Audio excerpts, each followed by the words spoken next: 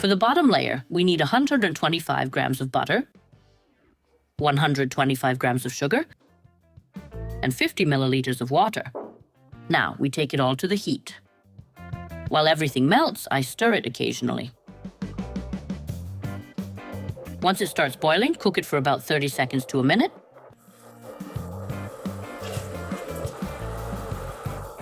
Then, remove it from the heat. As soon as you remove it from the heat, add 300 grams of ground biscuits.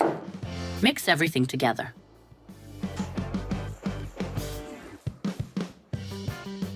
When everything is combined, the mixture should look like this. Before you start, line a tray with dimensions of 20 by 20 centimeters.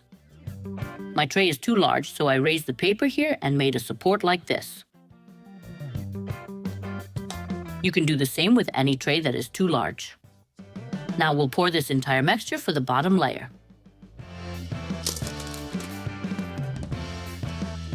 Spread it out and press it all down. Just make sure that this part is not too dry. That can happen if the biscuits are dry. If so, before pouring it into the tray, add a bit of water and mix it all together. This will prevent the cake from crumbling when you cut it. Now, at this stage, smooth the biscuits as much as you like. As perfect as you want it to be. Pour hot water into one bowl.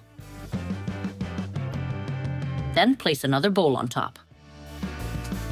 Break 100 grams of chocolate into pieces and add 3 tablespoons of oil. Wait a bit for the chocolate to warm up and melt. You can also do all of this in the microwave. This is the safest method for melting chocolate. Pour the melted chocolate over the biscuit layer.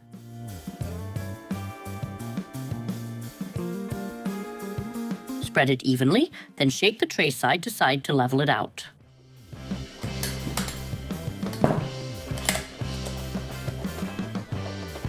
Once it's smooth, place it in the fridge. Take a 10-minute break before making the next white layer. 125 grams of butter, 200 grams of granulated sugar, and 100 milliliters of water. Bring it to the heat. While everything melts, stir the entire mixture occasionally. Stir the margarine and sugar until fully melted. Then leave everything to come to a boil. Once it starts boiling, cook it for another 2 minutes. After 2 minutes, remove from the heat.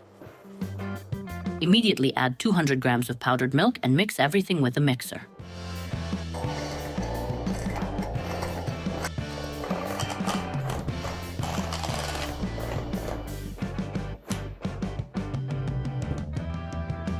When everything is well mixed, take 100 grams of white chocolate and break it into the hot filling.